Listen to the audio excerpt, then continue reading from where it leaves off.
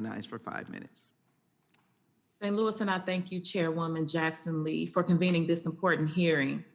What too many of my colleagues do not want us to talk about, what they don't want us talking about is that as they trip over each other, rushing to spew lies and right-wing talking points about police funding, they are saying nothing about the rise of violence by the police, even after millions of people marched in our streets demanding an end to police brutality.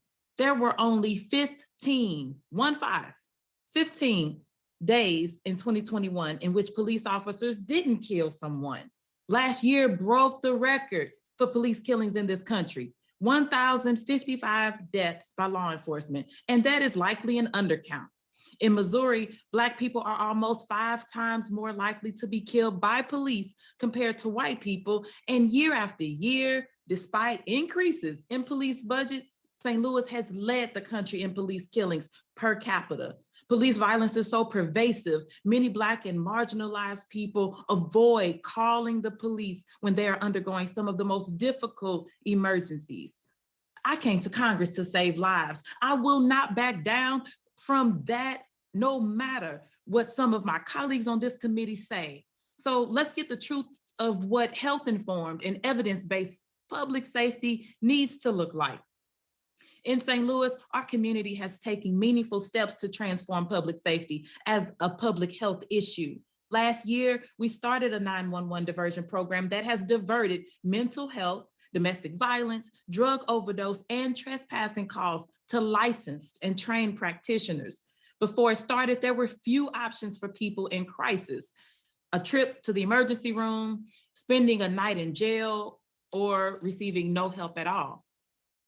In the almost 1 year since implementation, our 911 diversion program answered nearly 700 calls, with 75% not resulting in a response by law enforcement.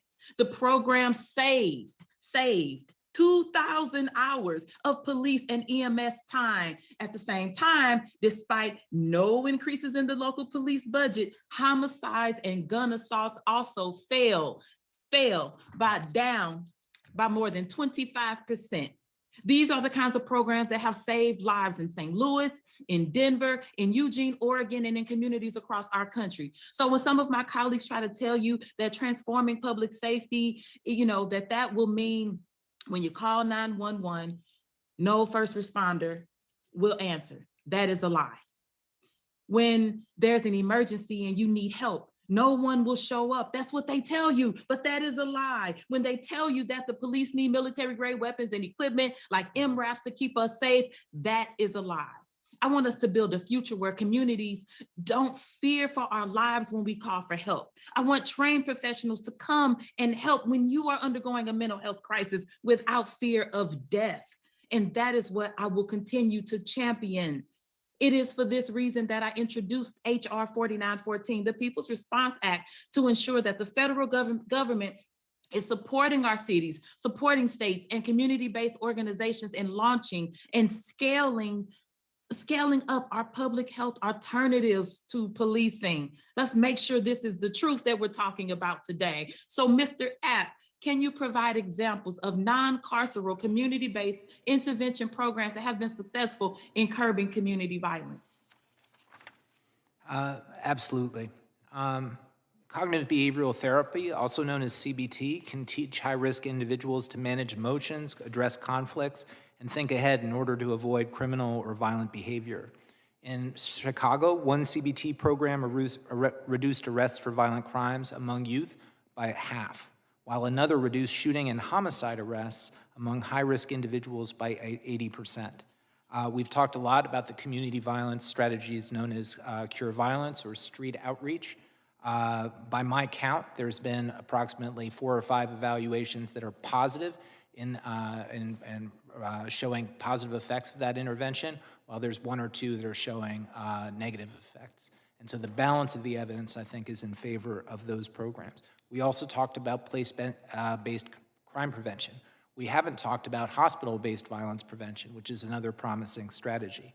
Again, I think we have to stop having this either-or conversation. The police need to be at the table, the community needs to be at the table, service providers need to be at the table, and we all need to work together. Thank you, Mr. App. I agree that in order to achieve community safety, we need to prioritize fully funding programs and services that are proven to work. I employ my colleagues on this committee to support the People's Response Act, which will do just that. Thank you, and I yield. Time as the gentlelady has expired. Thank you so very much.